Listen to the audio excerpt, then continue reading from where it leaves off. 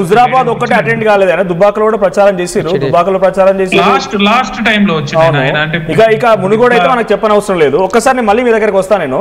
So Krishna గారు, so మీరు exit poll ఫలితాన్ని ఇవ్వలేదు, ప్రీ పోల్ని ఇచ్చారు. ప్రీ పోల్లో ఇప్పుడు మీరు మీ అజంప్షన్ని కూడా మీరు మార్చుకున్నారు. సో కొంత ఎడ్జ్ ఉంటుందేమో కాంగ్రెస్ పార్టీకి 2 to 3% అని చెప్పి ఇందాక మీరు లైవ్లో మాట్లాడుతున్నారు. సో ఏం జరిగి ఉండొచ్చు? మీ ప్రీ పోల్కి ఎగ్జిట్ మీరు చెప్తున్న అజంప్షన్కి ఏం తేడా జరిగింది? మీరు as of November 5th or 4th right? So అప్పుడు ఇచ్చినటువంటి ప్రీ పోల్ ఈ 5-6 డేస్లో ఏం ఇంపాక్ట్ అయింది, ఎందుకు మారాల్సి వచ్చింది? సో కాంగ్రెస్ పార్టీ ఎటువంటి పోల్ మేనేజ్మెంట్ చేసింది? సో ఉప ఎన్నికల్లో వెన్నతో పెట్టిన విద్య బీఆర్ఎస్ పార్టీకి, టీఆర్ఎస్ పార్టీ ఉన్నప్పటి నుంచి వాళ్ళు ప్రతిసారి రాజీనామాలు చేయాలి, మళ్ళీ ఉప ఎన్నికలు తీసుకురావాలి. అటువంటి స్ట్రాటజీతో వెళ్ళే వాళ్ళు సడన్గా ఏం జరిగింది? మీరు పదే పదే ఉప ఎన్నికలు టీఆర్ఎస్ కి చాలా ఎడ్జ్ ఉంటాయని మాట్లాడుతున్నారు. అదంతా ఉద్యమకాలం. ఉద్యమకాలంలో వచ్చిన ఉప ఎన్నికలకి 10 ఏళ్ళ అధికారం తర్వాత వచ్చిన ఉప ఎన్నికలకి చాలా తేడా ఉంటది. దాన్ని కొంచెం పక్కన పెడితే నేను ఏమనుకుంటున్నా అంటే, భయంకరంగా ఒక 20 ప్రీ పోల్ సర్వేలు వస్తే 17 ప్రీ పోల్ సర్వేలు బీఆర్ఎస్ కి ఎప్పుడైతే అనుకూలంగా వచ్చాయో వెంటనే కాంగ్రెస్ పార్టీ చాలా సీరియస్ గా అలర్ట్ అయింది. అది మాత్రమే ఒక మేజర్ మనకు కనపడే చేంజ్. అక్కడే కాంగ్రెస్ పార్టీ దాన్ని చాలా సీరియస్ గా తీసుకుంది. అప్పటిదాకా నవీన్ యాదవ్ బలం మీద మాత్రమే డిపెండ్ అయి వస్తున్న కాంగ్రెస్ పార్టీ ఎప్పుడైతే ప్రీ పోల్ సర్వేలు అన్ని కూడా బీఆర్ఎస్ కు అనుకూలంగా చూపించాయో అప్పుడు మొత్తం ఇందాక మనం మాట్లాడుకుంటున్న మంత్రివర్గం కానీ, ఒక్కొక్క డివిజన్ కి 2 మంత్రులు కానీ, ఇట్లా ఏ రకంగా అయితే ఎమ్మెల్యేలు ఎట్లయితే ఫీల్డ్ చేశారో అక్కడి నుంచి మొత్తం కాంగ్రెస్ పార్టీ స్ట్రాటజీ మార్చింది. చాలా అందరికీ తెలిసిన విషయమే అధికార పార్టీకి ఎడ్జ్ ఉంటుందని. కానీ అధికార పార్టీకి ఎడ్జ్ కూడా ఒక దశలో లేకుండా పోయింది. బీఆర్ఎస్ చాలా సునాయాసంగా గెలవబోతుంది ఎలక్షన్ అని ఎప్పుడైతే వచ్చేసిందో అప్పుడు నిజంగానే కాంగ్రెస్ పార్టీ అన్ని రకాల శక్తుల్ని ఇందులో జోడించింది. అందుకనే మీకు సడన్ గా ఈ రోజు ఎవరైనా సరే ఎలాంటి సర్వే అయినా సరే ఈ రోజు ఎగ్జిట్ పోల్ కి వచ్చేసరికి మళ్ళీ మెజార్టీ సంస్థలు మళ్ళీ కాంగ్రెస్ వైపు రావడానికి కూడా ప్రధానమైన కారణం ఏంటంటే కరెక్ట్ పోలింగ్ రోజు కనపడుతున్న ఫిజికల్ కూడా చాలా విషయాలు కనపడుతున్నాయి. అసలు మా ఫీల్డ్ టీం చెప్పిందైతే 7వ తారీఖు నాడే బీఆర్ఎస్ చేతులెత్తేసింది గ్రౌండ్ లో. 7 సాయంత్రం నుంచే బీఆర్ఎస్ ఖతం అయిపోయింది ఫీల్డ్ లో అనేది మాకున్న అవగాహన. అందుకనే క్లియర్ గా ఏం కనపడుతుంది అంటే కాంగ్రెస్ పోల్ మేనేజ్మెంట్ చేసుకోగలిగింది. ప్రీ పోల్ సర్వేలో వచ్చిన ఫలితాలు ఏదైతే వ్యతిరేకత ఉందో దాన్నంతా ఎక్కడెక్కడ ఏ డివిజన్ లో ఎక్కడ వెనుకబడి ఉన్నామో దాన్నంతా సరి చేసుకునే పనిలో పడ్డది. ఆ మేరకు ముఖ్యమంత్రి గారు కానీ ఇతర మంత్రులు గారు కానీ చాలా టీం వర్క్ గా చేసి దిగటం వల్లనే ఈ రోజు మెజార్టీ మళ్ళీ ఎగ్జిట్ పోల్ సంస్థలన్నీ కూడా ఈ రోజు బీఆర్ఎస్ వైపు కాంగ్రెస్ వైపు. మీరు సమాధానం చెప్తారో లేదు నాకు తెలియదు, బట్ అన్ని ఎగ్జిట్ పోల్ ఫలితాలు కూడా కాంగ్రెస్ పార్టీ వైపు చూపిస్తున్నా. ఒకే ఒక ఎగ్జిట్ పోల్, అది మా టీం చెప్తోంది, ఇంకా నేను దాన్ని చూడలేదు, బట్ కేకే అనేటువంటి ఎగ్జిట్ పోల్ సర్వే నిన్న వచ్చిన దాంట్లో 9% బీఆర్ఎస్ పార్టీ వైపు ఎడ్జ్ చూపించిందంట. అదే ఇందాక మీకు నేను ఫస్ట్ ఆన్సర్ నుంచి చెప్పాను, ఒక డైలమా ఒక డెడ్ లాక్ అనేది ఉన్నది. కాకపోతే చాలా సర్వే సంస్థలు దేశవ్యాప్తంగా పేరెన్నికల సంస్థలు కూడా ఎగ్జిట్ పోల్ దగ్గర బోర్ల పడ్డ సందర్భాలు ఉన్నాయి. టీవీ ఛానల్ కూర్చొని ఆ సంస్థల ప్రతినిధులు ఏడ్చిన రోజులు ఉన్నాయి. వీటిని మనం కాదనలేము. కాకపోతే ఫీల్డ్ లో మనకు కనపడుతున్నంత వరకు కాంగ్రెస్ పార్టీ ఒక అడుగు ముందున్నది. ఎందుకంటే ప్రచారంలో చాలా బాగున్న బీఆర్ఎస్ పార్టీ పోల్ మేనేజ్మెంట్ విషయానికి వచ్చేసరికి బోల్తా పడ్డదన్న విషయంలో మనకు ఎందుకు మెన్షన్ చేశాను ఇక్కడ అంటే, ఒక నిమిషం, నేను ఎందుకు మెన్షన్ చేశానంటే ప్రీ పోల్లో కొంత ఈ ప్రీ పోల్ సర్వే ఫలితాలు ఓట్లపై ప్రభావం చూపిస్తాయి, ప్రజల్ని కొంత తిప్పుతాయి, గెలిచే వైపుగా మనం ఉండాలి రకం కొంత మోటివేట్ చేస్తాయి, మైండ్ సెట్ మారుస్తాయి అనేది ఒక నానుడి. సో అటువంటి సిచ్యువేషన్ చాలా తక్కువ పర్సెంట్ ఉంటుంది అది కూడా ఏమో. కానీ ఎగ్జిట్ పోల్ ఫలితాలు కూడా బీఆర్ఎస్ పార్టీకి అన్ని ఒకవైపు ఉండగా కొన్ని సర్వే సంస్థలు ఒకవైపు ఇచ్చాయంటే ఫస్ట్ ప్రీ పోల్లో ఇది ఒక స్ట్రాటజీ కావచ్చు, కానీ ఎగ్జిట్ పోల్లో అందరు తీసుకునేది ఒకే రకంగా వాయిస్లు తీసుకుంటారు, ఒకే రకమైన ఒపీనియన్ తీసుకుంటారు.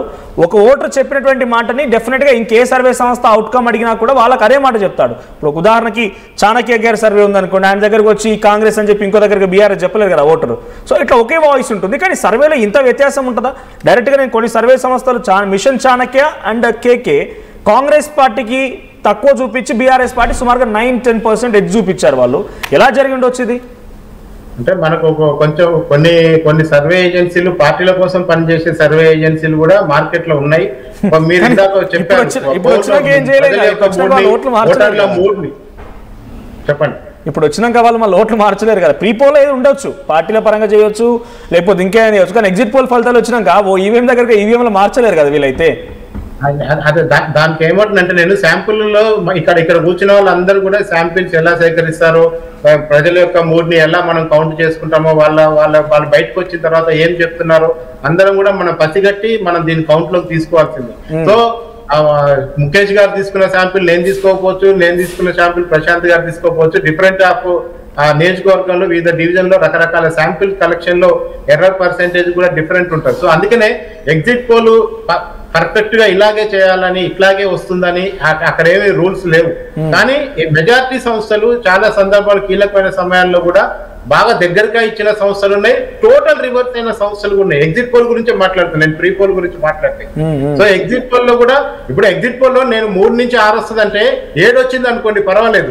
నేను 3, 6 వస్తున్న పార్టీకి కాకుండా అవతల పార్టీకి 6, 7 వచ్చింది అనుకోండి, దాన్ని ఏమంటాం, దాన్ని అప్పుడు ఏమంటాం. సో అందుకనే ఇది నెంబర్ ఆఫ్ శాంపిల్ సెలక్షన్ లోను ఆ టైంకి టీమ్ లీడర్లు ఇచ్చే ఇన్పుట్స్ మీద, అక్కడ ఉండే ఫీల్డ్ ఇంటెలిజెన్స్ ఇచ్చే ఇన్పుట్స్ మీద ప్రజలు మనకు రియాక్షన్ అవుతుంది. ఇప్పుడు మనం 30% మైనార్టీల దగ్గర శాంపుల్ తీసుకోవాలి, దాని తగ్గట్టుగా మనం ఆ రోజు తీసుకోవాలి. ఎగ్జాక్ట్ గా మీరు అంటున్నట్టుగా మనం మాట్లాడదాం, మనం కేటగిరికల్ వైజ్ గా మాట్లాడుకుందాం. సో మీరు ముగ్గురున్నారు, pre poll and exit poll ఇచ్చిన దాంట్లో 2 సంస్థలకు సంబంధించినటువంటి అటు పాలిటిక్స్ అండ్ ముఖేష్ గారు ఇచ్చిన ఎగ్జిట్ పోల్స్ కూడా ఉన్నాయి. సో ఒక్కొక్క ఫ్యాక్టర్ గురించి మనం మాట్లాడుకుంటే, ఇందాక మహిళల గురించి అనుకున్నాం. సో మహిళలో షార్ట్ కట్ ఎందుకంటే మనం చాణక్య గారు సారీ ప్రశాంత్ గారు, అది కేకే సర్వే పబ్లిష్ చేయలేదండి.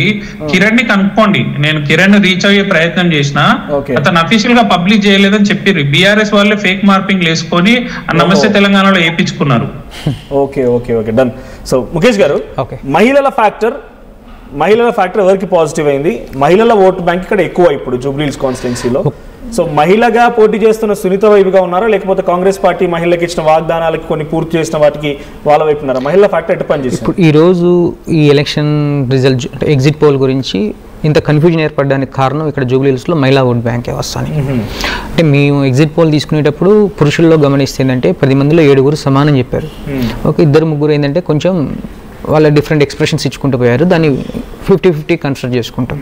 అంటే మహిళలకు వచ్చేసరికి ఏంటంటే 10 మందిలో 6 సమాధానం చెప్పారు, కానీ 4 మాత్రం సమానం చెప్పలేదు. లేదంటే కొంచెం భయపడుకుంటూ నవ్వుకుంటూ డిఫరెంట్గా వెళ్ళడం జరిగింది. అయితే ఎప్పుడు సైలెంట్గా ఉంటారంటే ప్రభుత్వానికి ఆపోజిట్గా ఓటేసినప్పుడు కొంత సైలెంట్గా ఉండే ఫ్యాక్టర్ ఎక్కువ ఉంటుంది. అట్ ద సేమ్ టైం చెప్పడం అసలు ఇష్టం లేని వాళ్ళు మహిళల్లో కొంతమంది ఒక 10% అసలు చెప్పడం ఇష్టం లేకుండా ఉంటారు, ఎక్స్ప్రెస్ చేయరు వాళ్ళ ఆన్సర్ని. అలా మేము అబ్జర్వ్ చేసినప్పుడు ప్రతి 10 మందిలో 6 అడిపోయారు కాబట్టి 4 ఆన్సర్ చెప్పడానికి ఇష్టపడలేదు. కాబట్టి దాన్ని మనం ఏం చేసామంటే ఆ 4లో కూడా 3 మెంబర్స్ బీఆర్ఎస్కి వేశారని కన్క్లూడ్ చేసుకున్నాం.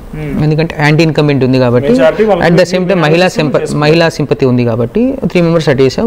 1 మెంబర్ అంటే 4 బీఆర్ఎస్కి వేయరు కదా, ఒక 1 మెంబర్ ఇటు వేశారనుకుని కన్క్లూడ్ చేసుకున్నప్పుడు అలా వేసిన సైలెంట్ ఓటింగ్ అప్పుడు కాంగ్రెస్ అనేది